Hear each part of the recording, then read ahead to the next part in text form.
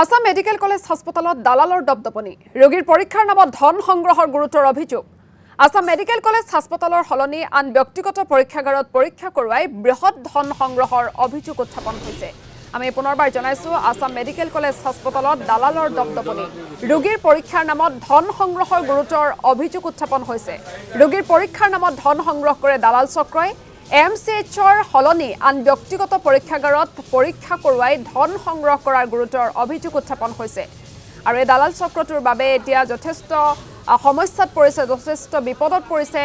যথেষ্ট দৰিদ্ৰ লোকসকল দৰিদ্ৰ ৰোগীসকল ৰোগীৰ অভিভাৱকসকল এই ঘটনাই এতিয়া ডিব্ৰুগড়ত প্ৰতিক্ৰিয়াৰ সৃষ্টি কৰিছে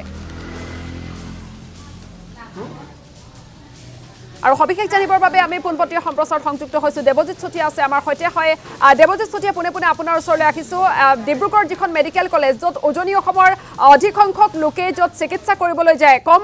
খৰচত তাত যেতিয়া দালালৰ দপদপনি চালে সেই কথাই নিশ্চয়কৈ দৰিদ্ৰ যিসকল ৰোগী থাকে বা ৰোগীৰ অভিভাৱক থাকে তেওঁলোকক নিশ্চয়কৈ প্ৰভাৱ পেলাই বা তেওঁলোকৰ যথেষ্ট সমস্যাৰ সৃষ্টি কৰে সবিশেষ কি জনাব হয় আইসিং ফাসক উজনি অসমৰ যিসকল একেবাৰে সাধাৰণ লোক আছে সেই সাধাৰণ লোকসকলৰ চিকিৎসাৰ একমাত্ৰ ভৰসা হৈছে অসম চিকিৎসা মহাবিদ্যালয় হস্পিটেল এই অসম চিকিৎসা মহাবিদ্যালয় হস্পিটেলত দৈনিক 3 পৰা 4 হাজাৰ ৰোগী আহে তেওঁলোকে বিভিন্ন ধৰণৰ তেওঁলোকৰ ৰোগৰ পৰা উপশম পাবলৈ আৰু ইয়ালৈ আহি তেওঁলোকে ইয়াত যি ধৰণৰ এটা পৰিস্থিতি আৰু পৰিৱেশৰ সন্মুখীন হয় সেইটোক লৈ আচলতে সকলোতে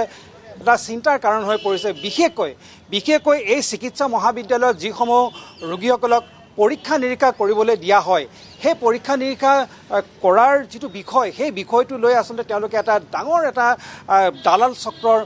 কবলত তেওঁলোকে পৰিবলগীয়া হয় অসম চিকিৎসা মহাবিদ্যালয়ত এগৰাকী সাধাৰণ ৰোগীক যেতিয়া 4-5টা যেতিয়া তেওঁলোক পৰীক্ষা কৰিবলৈ দিয়া হয় লেবৰেটৰী টেষ্ট কৰিবলৈ দিয়া হয় সেই লেবৰেটৰী টেষ্টৰ আটাইকেইটা আচলতে অসম চিকিৎসা মহাবিদ্যালয় হস্পিটেলতে সম্ভৱ হয় খুব কম খৰচতে সেই লেবৰেটৰী টেষ্টকেইটা অসম চিকিৎসা মহাবিদ্যালয়ত কৰিব পাৰি কিন্তু দেখা পোৱা যায় তেওঁলোকে ৱাৰ্ডৰ পৰা বা অপিডিৰ পৰা ওলাই আহিয়ে তেওঁলোকে কিছুমান দালালৰ কবলত পৰে সেই দালালবিলাকে তেওঁলোকক এই অসম চিকিৎসা মহাবিদ্যালয়ৰ হস্পিটেলৰ বাহিৰলৈ তেওঁলোকক লৈ যায় চল চাতৰি কৰি বাহিৰলৈ লৈ যায় আৰু বাহিৰলৈ নি পিনে যিবিলাক ব্যক্তিগত যিবিলাক ইয়াৰ লেবৰেটৰী আছে সেই লেবৰেটৰীবিলাকক 10 গুণ 12 গুণ আনকি 20 গুণ পৰ্যন্ত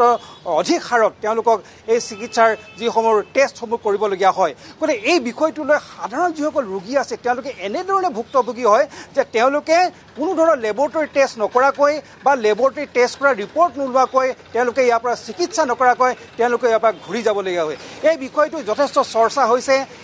হোৱাৰ পিছত অসম চিকিৎসা মহাবিদ্যালয়ৰ কৰ্তৃপক্ষই ইয়াক যথেষ্ট গুৰুত্ব সহকাৰে লৈছে আৰু এই গোটেই বিষয়টোৰ সন্দৰ্ভত কিছু সংখ্যক সমাজ সচেতন লোকেও ইয়াক দৃষ্টিগোচৰ কৰি আছে আমাৰ ওচৰত তেনে এজন ব্যক্তি আছে এই বিষয়টোৰ ওপৰত আপুনি যথেষ্টখিনি কাম কৰি আছে কেনেধৰণে দালাল চক্ৰই ইয়াত